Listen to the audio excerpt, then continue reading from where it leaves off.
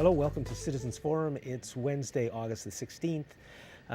The first guest in this program today is Walt McGinnis. And Walt, we're going to be talking about something that happened with TELUS in your neighborhood. Yeah. Well, TELUS has been rolling out wireless technology for the last few years. They've gone to a technology in which they put microwave transmitters on the tops of telephone poles and hydro poles in the communities. Now, this is a health issue. Well, sure it is, and we're going to talk a lot about that. But generally, what's happening is that let's look at the rollout of the technology, and then we'll talk a little bit about the other issue, this health issue particularly. But so TELUS wants to put in the microwave transmitters in all the neighborhoods on top of the poles and aim them at houses, and then transmit a signal at these houses, which you can pick up inside, and you can have TV and all sorts of wonderful things, wireless technology. Now, there are a few people that are aware that this may be harmful to their health, and TELUS appears that they're doing it more on the low down, let's say. They don't want to make a big deal out of it.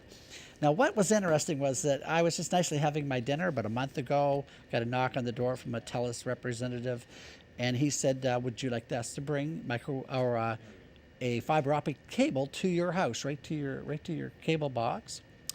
Your telephone box on your house at no charge. If you want to activate it and use it, you'll be charged. I thought, well, what could be wrong with that? The nicest technology in the world is fiber optic cable. There's no emissions. It's so efficient. It's got very high security technology built in. And it's very hard to really get into the signal and things of that nature. And all things are good. But just as he was telling me that, he said, and you're beyond having better reception and stuff, you're going to have better reception on your cellular telephone. And I said, well, how can that be? Like a microwave or a fiber optic cable doesn't transmit any radio frequency radiation. He said he didn't know how it would work, but it was just going to be better. Well, it got me thinking, how is that going to work? And that's how I got into looking into the technology, and I figured out that it appears this is how it is, and this is in my opinion, based upon the evidence that I've found, because it was very hard to get this information out of them, is that the fiber optic cable is actually like the backbone of a system that they're putting in everywhere. They put the fiber optic cable in on the poles, they run it to your house, but as well they serve their microwave transmitters. So they have the nicest technology in the world is fiber optic, married to one of the worst technologies in the world when it comes to health issues, is microwave transmitters. Now, here's the deal.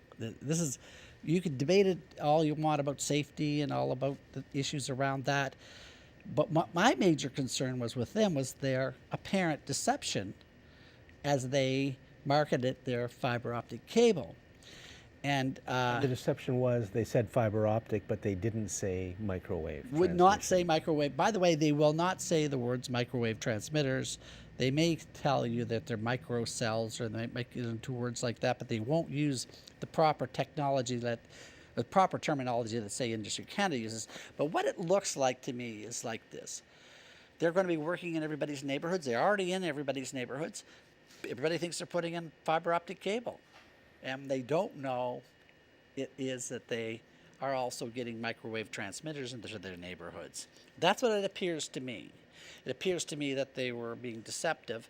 Oh, by the way, I invited them to come onto the show and to explain what they were doing, and not only the technology, but also the way they were marketing it.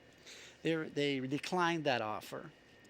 And I wrote them a series of emails, and I think you saw some of them, in which I gleaned this information.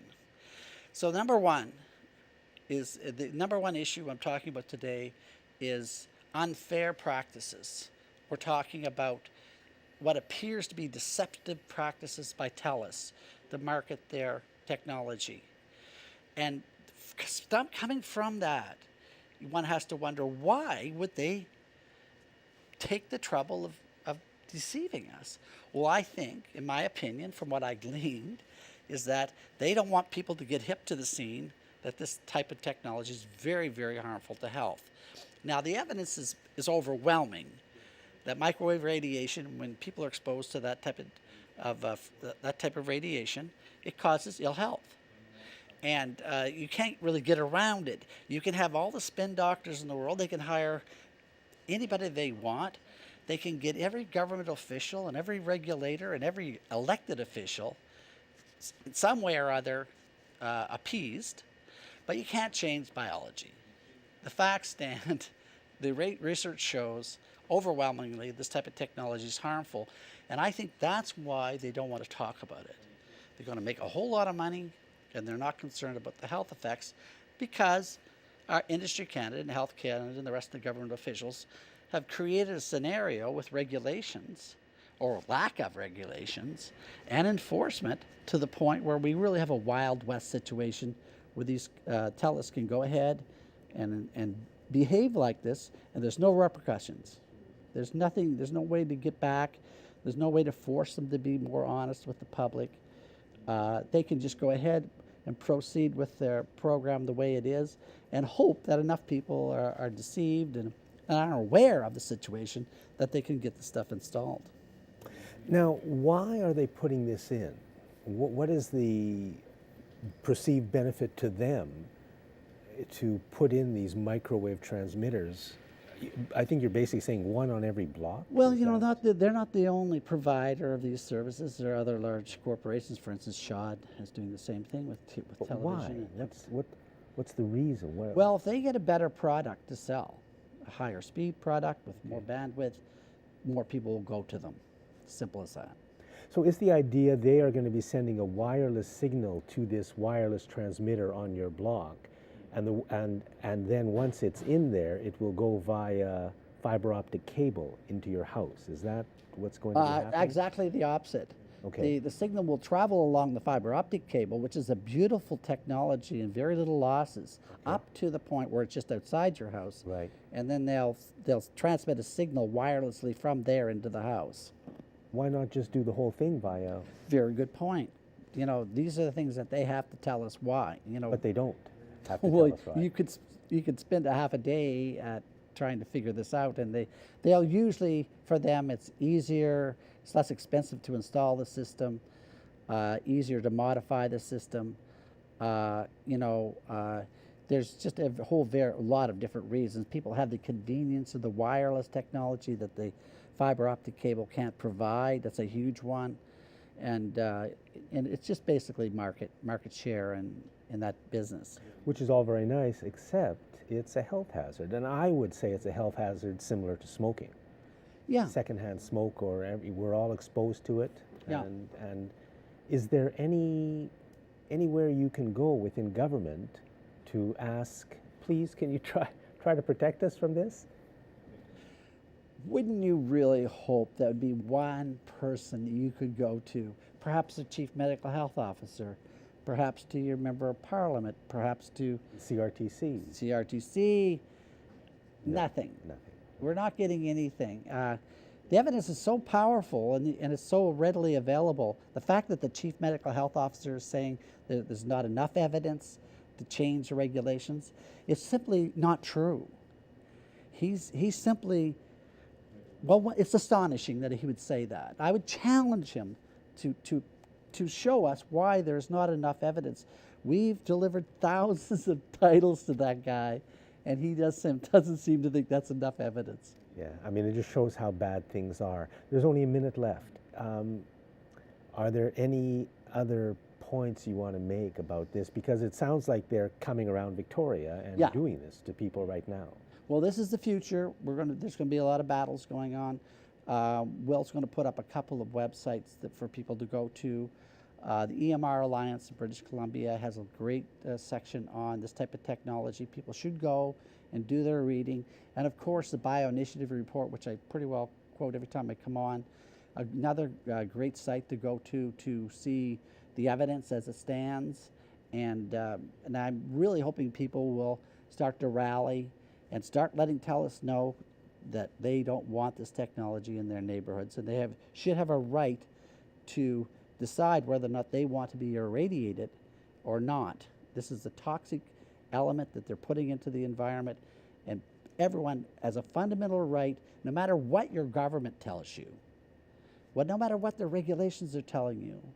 As human beings, we have fundamental rights and to protect our health and the health of our loved ones. This is a fundamental right in any society, and they're trying to get around that right now. Walt, I agree with you 100%. Folks, thank you very much. I mean, just one more issue. They're coming at us left, right, and center. Thanks for watching this segment of Citizens Forum. Welcome back. It's Wednesday, August the 16th. I'd like to start by thanking our volunteer crew and the Shaw staff that makes this program happen. The guest in this segment is John Farquharson, and we're going to start off talking about Kinder Morgan, the Kinder Morgan pipeline. Okay. Yeah. So it's been in the press a lot. It has. And most recently, the provincial government, with new Premier Horgan, made a move to become an intervener in, I don't know, like there's several court cases that are upcoming. And one thing that caught my attention is before the election, the Green Party and the NDP had an agreement that they would use every tool available to stop Kinder Morgan. Then they switched it to using all means to protect the interests of British Columbia on this issue. So that certainly caught my attention. Naturally, wondering where it's all going to go. So it went from every means available to stop it. Every tool available to stop it. To protect the interests of British Columbia. Using every means to protect the interests. I'm concerned about that too. I want the NDP government to take as strong a position as possible. But what would that look like? Every means available to stop it. And if they did stop it, let's say, you get people, Clayoquot Sound, thousands of people, there's like a largest mass arrest in But the arrest was done by the provincial government. Now the provincial government is going to be on side, we hope, to stop it. So they should be arresting the other guys. No, but whoever. In the pipeline. Well, that's not going to happen. But if people, anyways, large degree. One I think federal leader. I forget Elizabeth May's exact quote, but it was along the lines of lying down in front of the bulldozers, something to that effect. It's a huge. It's like an impending battle. People and they're going right through the city of Vancouver, so it's not like people have to go away to fight this thing. It's coming to them. Oh no, it's right there. So I look at it in terms of the larger context. So the larger context for me, as you know, is the Pan-Canadian Agreement on clean growth and climate change. And that's an agreement struck by the federal government with 11 of the 13 provinces and jurisdictions. I think there's now 12 on board, actually, with over 90% of the population, representing over 90% of the population. Okay, so there is a Pan-Canadian Agreement on clean growth okay. and climate change. Okay. So you put climate change and the economy together as opposed to an either-or. You roll it into a both-and. And a both-and example of the Pan-Canadian Agreement was allowing, NDP Premier in Alberta, Rachel Notley, an expanded pipeline for dilbit to Canadian Tidewater. Otherwise, they wouldn't have signed on to the Pan-Canadian Agreement. And if you don't have Alberta on a Pan-Canadian Agreement on climate change and clean growth, well, boy, they're a major player. You couldn't go very far without them. Okay. So the Pan-Canadian Agreement includes the Kinder Morgan pipeline being built, is that? It was, in terms of Rachel Notley signing on, it was a bit of a deal breaker. So since they signed on, they expect. Well, Alberta, as a result of getting the Tidewater pipeline to Tidewater, they implemented a carbon tax. They've put into place a fairly rigorous process for reducing Alberta's reliance on coal-generated electricity. They get 60% of their electricity from coal. So she put into place a fairly, aggressive program to get that down quickly. They put a cap on the tar sands, 100 megatons, something like that. They put a cap on the tar sands emissions. So, and when you think of, so these two people came together. Justin Trudeau is looking for agreement on a pan-Canadian agreement, and Rachel Notley wants to get a pipeline to help export more dilbit.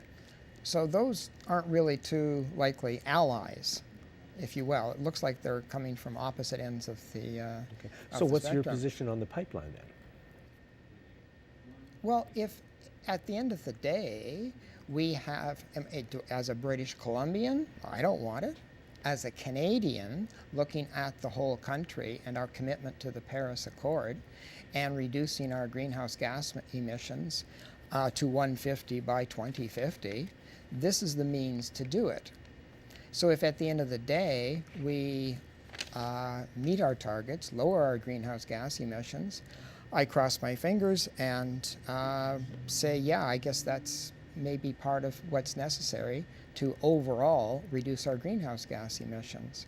Because if all of a sudden you don't have Rachel Notley in place and Jason Kenney's in there, I mean, I don't think they're particularly sympathetic to greenhouse gas emissions, reducing greenhouse gas emissions. And then if you lose Trudeau, then sure, the NDP might get elected If federally. only we could. Well, I mean, And what's I don't mean getting the NDP elected either. I just mean that let's lose Trudeau. Well, why? Sorry, I forgot you're. No, it isn't so much, fine, I'm a member of the Liberal Party of Canada. But as a Canadian, I'm glad that we have an agreement that's signed on by, again, like 11 or 12 of the 13 provinces and territories, where we're committed to reducing our greenhouse gas emissions in keeping with our Paris Accord commitments. And that's never been done before. And what have we agreed to do? We've agreed to come from 750 megatons of CO2 per year that we dump into the atmosphere. What is a mega? Oh, it's big. That's all I know Okay, is it's a getting it down lot, from okay. 750 to 150 To 150 by 2050. by 2050. And part of that is, like I say, the carbon tax, getting rid of coal-fired electricity in Alberta, and a number of other measures. Is this agreement perfect? No. Oh, I read something about this because what the guy was saying, I don't remember who wrote this. He said the amount of CO2 that's going to be exported via this pipeline and all the oil that's going to be flowing out, that's going to be counted as somebody else's burning. So we're exporting the oil and not counting it as part of our, Downstream. as part of our 750 or 150. Yeah. But, I mean, we're doing it, and we're in a crisis situation. So, I mean, okay, that's fine. I see where you're coming from. You think it's steps in the right direction, and Well, I think we've just got to do more and faster. So let's stop the Right. whole oil, and let's give people different jobs. No, That's Jack, I agree. So it's for me, it's the principle here is intergenerational equity, right? I mean, I don't think we have a right, guys like you and me, okay, our generation, we don't have a right to leave the environment in worse shape than we found it. Yeah, I well, think we already have. we have, but now we're aware of it. You can say, 20 years, 10 years ago, we slowly began to become aware of it. So now we are knowingly degrading the environment with every ton of greenhouse gas emissions. We know it, okay? And many other things, too. But just in terms of the greenhouse gas emissions and its impact on climate change. So I feel that I'm really committed to that principle, and I think to honor that principle, we have to transition to a low carbon economy as quickly as possible. And the means for doing that I see in place right now in Canada. Is it fast enough? No, it should be faster. But the trick is we have an agreement, we just don't have a plan that nobody's bought into. Okay. But part of that agreement is the Kinder Morgan pipeline. Yeah, that was apparently the deal breaker. And It is part of it. So there we are. I mean, what do we do? Well, again, we do both and. I mean, to many folks, it's kind of like counterintuitive to do both and, to both, put into place steps to reduce greenhouse gas emissions up until 2050, and at the same time to improve an expansion of a dilbit pipeline to Canadian tidewater. To me, I don't think that's counterintuitive. I think it makes perfect sense in the larger context of Canada. If you just look at it in the context of Lower Vancouver Island, no, it doesn't make any sense at all. But in the larger context of our Paris Accord commitment, makes tremendous sense. That's the way forward. Yeah, for myself, I think it's a huge, huge corrupt mistake to allow this pipeline to go forward. Unless the people of BC want it, as much as I don't want it, if the people of BC, given the facts and figures, and if people really knew the huge danger we're in from climate change. I mean, we couldn't see the sun here in Victoria for 2 weeks, and the fires this is only the beginning. They're going to get worse. The province is going to burn down. That's what we face, and it doesn't matter what we do, but for sure we should stop building pipelines, I think. So I think we both want the same thing, which is a good conclusion. You want to meet our Paris Accord? Well, I want to do better, because I would love to. Hey, listen, I would love to do better, but right now, the only show in town for meeting our commitment to the Paris Accord is this Pan-Canadian Agreement. There's no other show in town. There's nothing else on the table. How about here's another show? Let's charge all the oil companies with whatever crimes they have committed, because they have committed many. Push them off to the side. Start creating jobs that do not involve the total destruction of the planet, and go from there. But push the corporations, the banks, the oil companies, the car companies, the chemical companies, the logging companies, push them aside and find out what people want. And we can transform this disaster they've gotten us into and end up with something that we both want. And we won't have the pipeline. We'll have something much, much better. Yeah, I'm just not sure of how you do that, but... Either am I. Okay. That's next week's show. Next week's show. Stay tuned.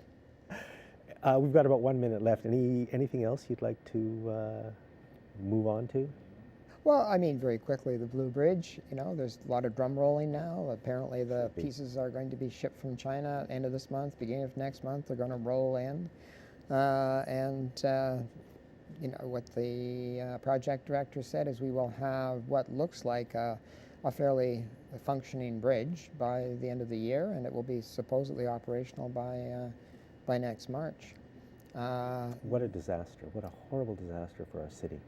Well, what I'm struck by is the claim that the people responsible for this, I think a huge mistake, but hey, in terms of it being well over 100 well north of $100 million, that they're all gone now. Well, they aren't. There's several sitting around the council table. They're still there. Right. Of the city council that approved this whole thing, Pam Madoff, we're out of time, but Pam Madoff, Jeff Young, Charlene Thornton-Joe, and Chris Coleman. I think they're the four. And we really should have an explanation for how we got into this mess. I don't even fault them, but let's find out. Thank you very much, John. My pleasure. And thanks for having me. Thanks for watching this segment of Citizens Forum. Welcome back to Citizens Forum. Today we have with us Mehdi Najari, and Mehdi's been covering a story for the last couple of years about a mining disaster that happened in British Columbia at Mount Polley on August 4th, 2014. I think around 25 million cubic meters of tailings leaked out of a dam that exploded, tailings pond that exploded at Mount Polley, owned by Imperial Mines, and it was now seen as maybe the largest mining disaster that's in the history of mining in the world. So we had a huge environmental disaster in British Columbia that we're dealing with right now, And Mehdi's come to fill us in on the story and try to fill in some of the facts and actually to look at why after this amount of time there's been no real inquiry and no charges have been laid against that company. So welcome to the show, Mehdi. Thank Walter. Yes, it was August 4th of 2014 when 14. it's happened, and it recently come to the news again, to our attention, because it was 3 years past and the statute of limitation was ending by if there was no charges laid by the August 4th of 2017. So let's kind of set this up, because it's such a story. I mean, this could be a movie of looking at how to do everything wrong, how not to protect the environment. So if you can sort of sketch that, the scenario that led us to this disaster. You know, by liberal government coming to power in early 2001, they were so-called business-friendly government, and they wanted to get rid of red tapes. That's regulation that protect our health and well-being and our environment. So in the name of getting rid of red tapes, they changed the dam safety program from regulators, government regulators going and checking things out to a so-called result-based model. And result-based model means the company can do whatever they want and they are supposedly responsible. And we just look at the result. And as long as the result is the company is making a lots of money and nothing happened yet, then it's great. So you allow it to continue. Unless a disaster happened. And it took 14 years for that disaster to happen. And it was one of the biggest mine disaster in the world. It's not just in Canada, it's in the world. And what they did with this so-called result-based strategy was that the government regulators, instead of regulating and going there and checking up things, they become auditors and advisor to the mine. And for example, in 2001 there was 15 major mine in production, and there was 2,025 inspection. In 2012 there were 18 major mine at work, and there were only 875 inspection. Yeah. And this is by allowing that, they allow the company to totally disregard the safety and just continuing production. We have testimony from the engineering consulting to the company, what we read in the media, that they said that they designed the dam for not this amount of water. As a result of production of the mine, huge amount of water was coming to the tailing pond, and the dam in the tailing pond was not designed for that amount of water. They would not heat to stop the production and reduce the amount of water. Now, for instance, there was a certain amount of water and tailings going into this dam consistently over the years.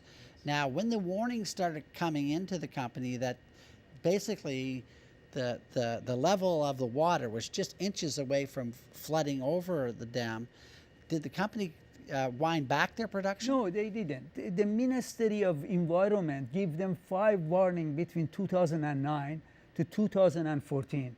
They disregarded. There was a consulting by the name of Brian Orling. He gave some recommendation how to reduce the water. They didn't heed.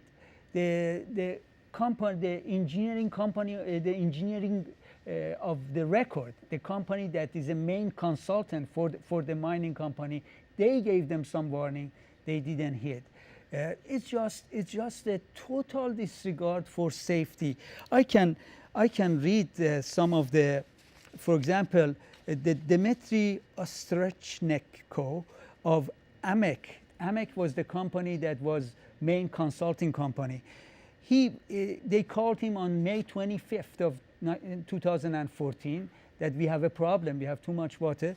He go there on May 26th, and he see a disaster in the making. And he tell them that there is no freeboard. Freeboard is the level between the dam and the water level and the dam. So if there is no freeboard, that means the dam is on to the is fulfilled. Is any minute it can overtop, and they didn't. So there is no safety. You know, when there is no freeboard, there is no safety. Yeah. So they tell them to reduce the production, to bring at least to minimum 0.9 meter of the freeboard. They don't. They continue the production. Just for the scale, it's hard to understand what 25 million cubic meters looks like. I did a little checking. That's about the same size as Elk Lake and Beaver Lake. That's the volume of water. Okay. Now, this is not just a little pond. These are massive, massive lakes. It's not water. It's lots of tailings, chemicals. Is a cadmium, cobalt, very arsenic, dangerous stuff that it's got to the drinking water of people of Cornell Lake. The watershed is at the top of the watershed flowing into the Fraser River, isn't that? Yes. Is that correct? Yes. So Cornell eventually, that's Lake, all making its way down here. No, it's not way down here in the main. The chemicals can get launched into the water. But it is very, very dangerous, and for many years, that danger lay there in the Cornell Lake. Yeah. And so it's caused lots of problem. Besides that, the engineers see the wet spot on the perimeter embankment, which is a telltale of the dam is in a dangerous situation. Yeah. And they don't heat. They don't have any problem with that. And there is a seepage. Well, one might think, Mehdi, that the owners of the dam were feeling quite comfortable that no matter what would happen, that they really were going to be penalized for their behavior. Why do you think they might have that sort of attitude? Because the government is a friendly, this is a government that the owner of the Mount Pauli Dam, Imperial Metal, he raised more than $1 million for the Christy Clark campaign in 2013 in Imperial Club, in Petroleum Club of Calgary. Yeah. And he himself and his company, Imperial Mine, gave money to the Liberal campaign. Yeah. It's a government for sale. And when you have a corrupt government, as New York Times said, you know, the wild west of fundraising, it's a government for sale. And they sell the public interest to highest bidder, and they get away with it. Now, at this point, who was taking responsibility for the failure of the dam? Nobody. And the issue is that, was the company responsible or not? And all the signs indicate that. Here is a person that worked for the company 7 years. His name is Gerald McBurney. He was the foreman for the tailing pond. Yeah. This is what he said. He said AMEC instructed the company to bring in 5 million tons of rock to shore up the outside of the dam in order to handle the increased amount of water in the tailing pond. He said the company never carried through, perhaps only bringing 1 million tons of rock. That's because they did not want to take their large equipment, big haul truck, and that can carry as much as 120 to 200 tons away from delivering ore. You know? Yeah. And he said there was a breach in May of 2014. The water go over the top, you know, and in August of 4th of 2014, when the disaster happened, it was exactly where there was that overtopping, and it was again the same segment of the perimeter embankment that in 2010 they find 10 to 15 meter crack. Wow. That the company did not report it to the engineering consulting that they supposed to do. Now these consultants, Are they giving reports to the mine owners as well as the government? No, Is it- to the mine owners, because Okay. they were working for the mine owner. Right. In the new regime of result based, the mine owners pay the piper and the piper. So how is collect- the government itself, how would they have been aware that there was a problem there if the company wasn't telling them? There was when some of these these things happen. The companies like Knight and Pysol company or AMAC, they relay the problems to the government, and the government ignore it too. The foreman said that the government just ignore what's happening. So the foreman, the person that witnessed the whole the problems, he was willing to testify. The government came with 3 different so-called investigation. One with the panel of 3 geotechnical expert and engineers that stay away from any management issue. So not to blame the company, and they got a handsome amount of money. One of them got $300,000, the other two $275,000 for a 2-3 months job of very questionable job.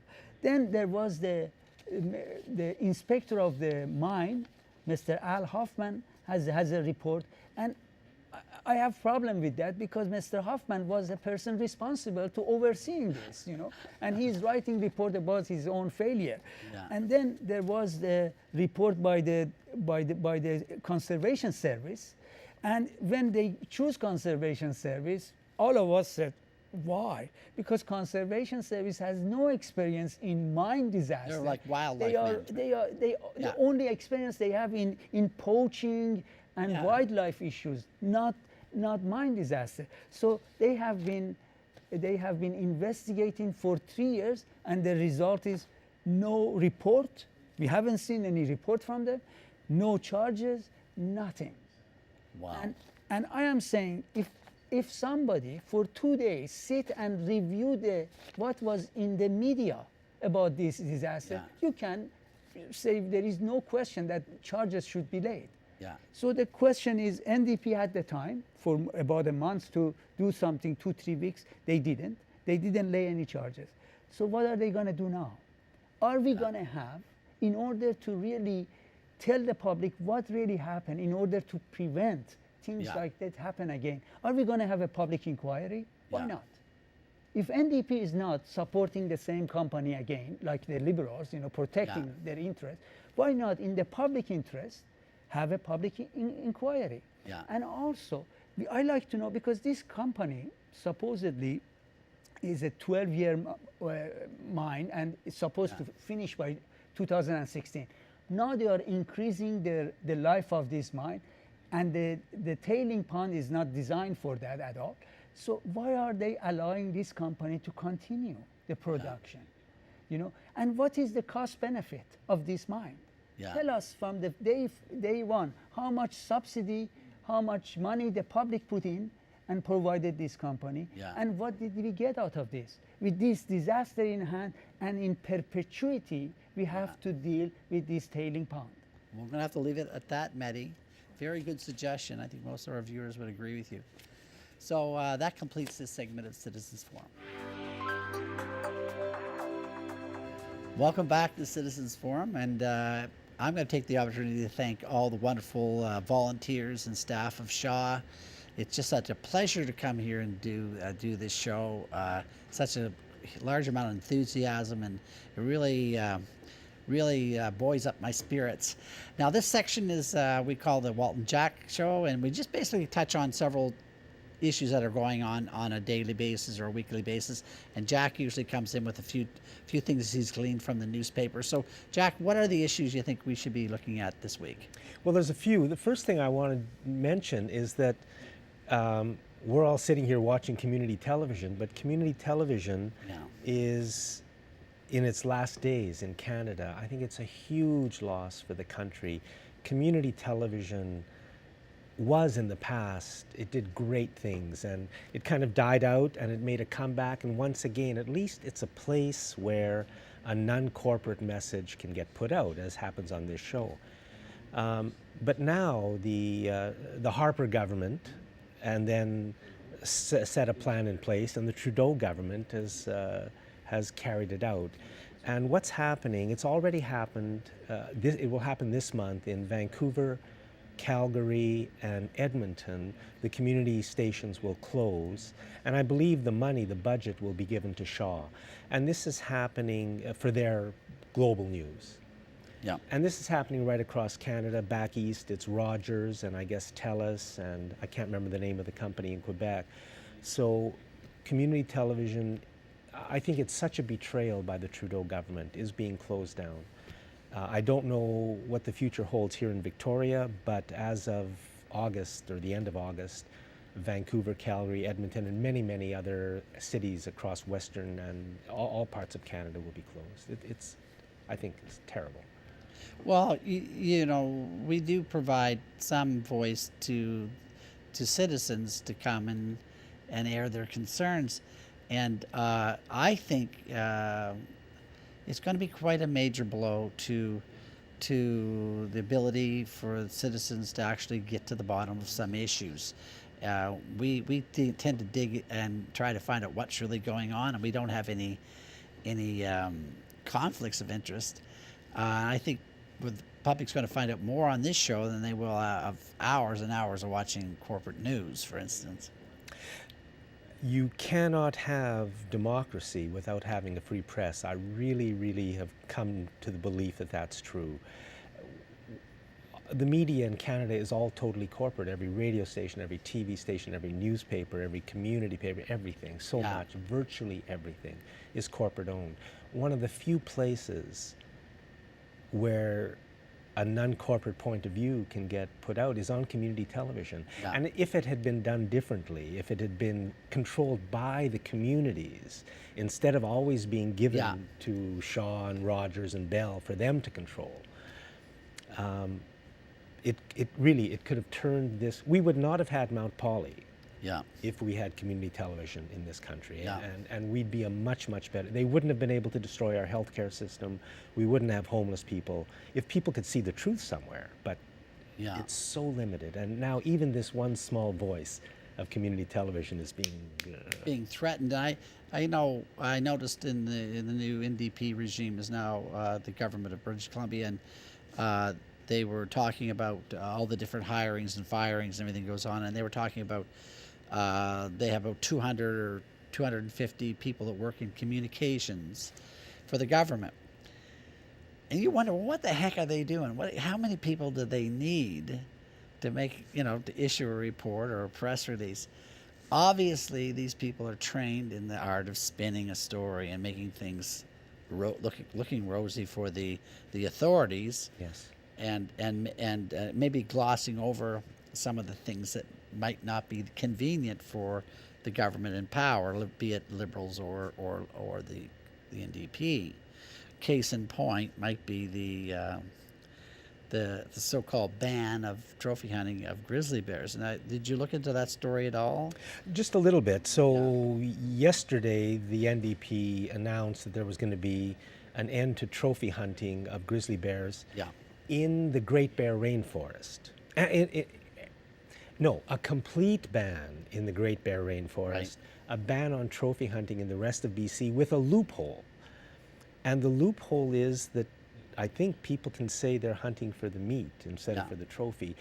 The details aren't out, Yeah. so it's hard to say what it all means, but there is a big loophole here. Yeah.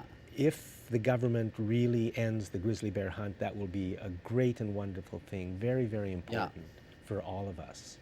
No, I grew up in New Brunswick, and I grew up in the country, and our family are hunters, and there was a lot of hunting going on. No one ever hunted bear in New Brunswick, the black bears. We were mostly hunting whitetail, deer, and moose. And by the way, a moose can stock your freezer nicely for a whole year for a large family, and in many cases it was a necessity to be able to hunt and for that meat. The thing is that what's different here is that most of the people that are going out shooting these grizzlies, around 250 a year on average, are doing it for the thrill of the thrill of killing an animal, practically. I don't think it really matters whether they get the pelt or get their head or whatever. It would be nice to have those things, but I think most of those hunters are there just for the hunt itself. I can't see how that's going to slow down the issues around when you have that they have to use the meat. It's so easy to say, yeah, we're going to use the meat, and who's going to make sure that that's on their dinner table? You know, how do you really make sure? So I think perhaps they're going to see a lot of people getting around that loophole. We may not even see any reduction at all. Let's hope for the best. Yeah. NAFTA. So NAFTA is being renegotiated, and I would really like to know, is NAFTA good for the people of Canada and the United States and Mexico, or is NAFTA good for the corporations of Canada, the United States, and Mexico? I have a feeling it's really the corporations that want NAFTA, and it is big. Because what they are negotiating are the rules under which all three countries are going to be living by. It trumps our Canadian law and our Canadian democracy in many cases. So this is big, and I feel that I know nothing about what's going on. Yeah. And I don't trust Chrystia Freeland, and I don't trust Justin Trudeau, and I don't trust the media, which is telling us the story. So who is negotiating on behalf of Canada and behalf of Canadian interests? I don't know. Well, you know, and also, I mean, it's all the sort of ideology that they have about free trade and how wonderful the world's going to be. The overwhelming evidence is showing that poor people are getting drastically poorer throughout the whole world, and the rich are getting a lot richer. So I don't know how these so-called free trade agreements are helping out, if that's the trend. And I think that corporate profits are up. That's how. Yeah, I mean, really, how is this helping us out? And also, we have to get into the idea of what a country's about, and the idea of what a sovereign nation can do for its people, and what decisions they should be able to make. For instance, you know, a couple of years ago, the Canadian government was sued under NAFTA or another agreement because they didn't want to build a mine on the Bay of Fundy. They wanted to mine. I can't remember what it was, and the controversy around Murray Rankin being a consultant for the mine owners and all that all came up just before the last federal election. The thing is that what is going on here? Canada's always losing, by the way, in all these when they have these tribunals. We lost. There's 38 of them. We lost every time. So, but the issue is, what is a sovereign country here? What are we here for? What are we electing people for if they're not going to protect our health, not going to protect our environment? These aren't not the highest priorities. They give it lip service, but you know what happens in the end. Oh well, that's the way that went. And so, really, these trade agreements are an attack on sovereignty. They're an attack on countries. Poor nations suffer the most in these agreements. And of course, Canada has always been traditionally the lapdog of American policy in almost every other way, and in economic policy too. We're just seemingly like, you know, it's an aside. They might make a deal with us because they might have to, but in the end, we've always suffered in an unequal relationship with the United States. Walter, I completely agree with you. I mean, what is a sovereign country? What are the we could do great without these agreements. Believe me, everything would work just perfectly without those agreements. You know, we should have a right to protect our industry. How do you think the United States became the powerhouse in the world? They protected their industry and grew it to a point where it was competitive or more efficient than any other, especially with the scale of their industry. But we can't grow our industry because we're forced to buy our products from the United States. We can't protect those fledgling companies, and I think we should be able to. Why would anyone want to manufacture in Canada at $15, $20, $30, or $40 an hour? Yeah. When they can manufacture in third world countries for $2 an hour? And because shipping is subsidized by the petroleum industry and by governments subsidizing petroleum industries. These products, when you buy apples from New Zealand, last time I checked, I think New Zealand's something like 15,000 kilometers away. They're shipping an apple. We grow apples here. Doesn't it make sense just to buy an apple from British Columbia? The same thing with these big, like potatoes is the same thing. I go to the supermarket and I go down the rows and I don't buy potatoes outside of British Columbia because we grow them here. I mean, that's what I think is the most efficient thing to do. But no, we're buying them from all over the world. Yeah, absolutely right. Do we have any time left? A little bit. Raising the minimum wage. The government has said, the government today, I think, raised the minimum wage by 50 cents an hour, which the Liberals had also said they were going to do. And they're shooting for $15 an hour, I think, by 2021. 2021. Yeah, or maybe 2020. Yeah, that's 4 years from now. And just listening to CFAX, how they denigrate, as if doing that, as if raising the minimum wage is going to be so bad. They've gone on and on about this for years, years and years. That's CFAX. And you know, they've got this thing they call Santa's Anonymous, where it's funny, everybody who donates the money is anonymous, but it's called CFAX Santa's Anonymous, so they're not anonymous. And I mean, they do good stuff. They raise money but when it comes to creating the poverty that the children live in, they want to help. CFAX is right there. Every tax break for big business, every tax break for the 1% of the 1%, every cut to services, everything. They're all for it. They're right behind it. You know, and it's like they're a corporate media infection in our city. And that's true of every city right across the country, all of it, the television, the radio, the newspaper. Yeah. Well, you know, putting money in the hands of the workers and the working poor, you couldn't put money in a better place. Exactly. It stimulates the economy. Any economist worth of salt is going to tell you consumer goods are going to be purchased. You know, it gives people an opportunity to better their lives, maybe have a free hour or two. They don't have to work their whole lives away.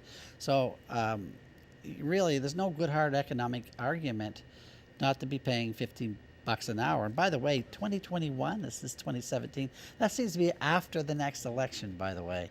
So if one notices. Another thing, the best thing you can do for a country and for a society is to get rid of income inequality. Exactly. So why is CFAX, they always seem so opposed to Why is the NDP so lame on this issue is the thing. I mean, go ahead, guys, have a little courage.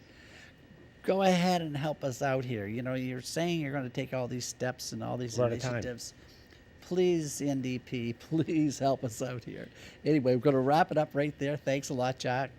And that completes this segment of Citizens Forum.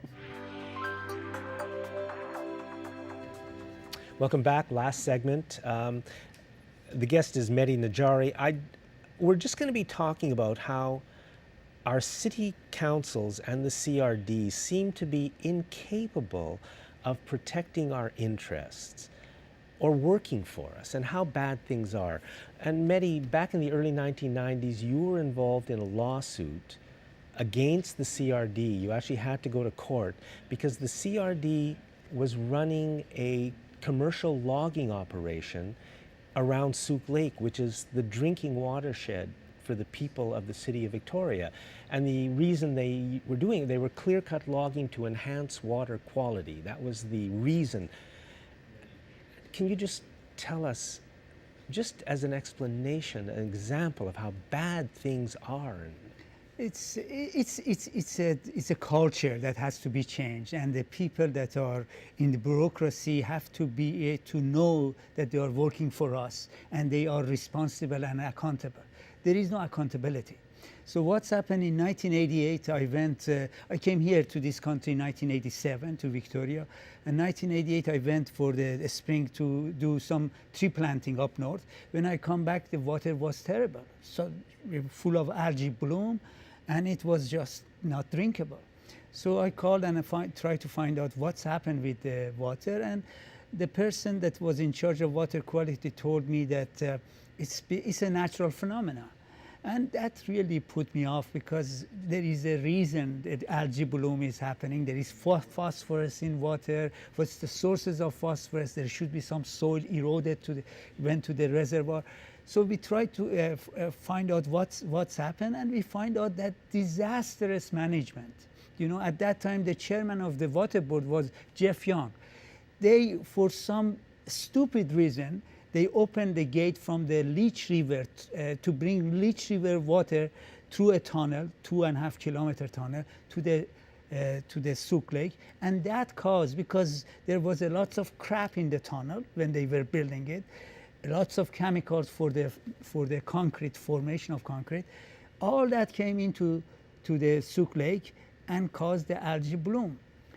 After that, we also wrote about, find out that they were illegally logging. They were telling people that logging improved water quality, if you believe it or not, which is a laughable claim. And this is our drinking water. Yes.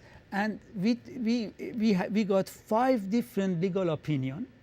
Every month we would go there, having a new legal opinion to say that their logging is illegal. And giving it to the CRD directors. And give them the opinions to the water board. At that time, it wasn't CRD, it was water board, it's a separate. But they wouldn't listen. In fact, by the 2003, April of 2003, one of the councillors that sit on the water board laughed at me. So we took them to court. And within 1 hour of the court hearing, the judge stopped their lawyers and said, I had enough of this nonsense, stop beating around the bush. So you had to take our own elected CRD Me and city several government, citizens, to yes. court to get them to stop Yes. the clear-cut logging in our watershed. This just shows what these people are capable of, the Yes. failure to protect our interests. And even after we got the court result, they would still say, we are going to consider. But it was obvious that we were correct and they were wrong. And no consequences. As long as there is no consequences, this type of behavior will continue. We need responsibility and accountability. We saw that in the Blue Bridge. They lied to us and they got away with it. Just wait. If you think Blue Bridge is bad, just wait to see what's happened with this sewage treatment. They are going to fleece the people of this area. Mehdi, I think we're going to have to leave it right there. It's so true. Ladies and gentlemen, thank you so much for watching, and good luck to us all.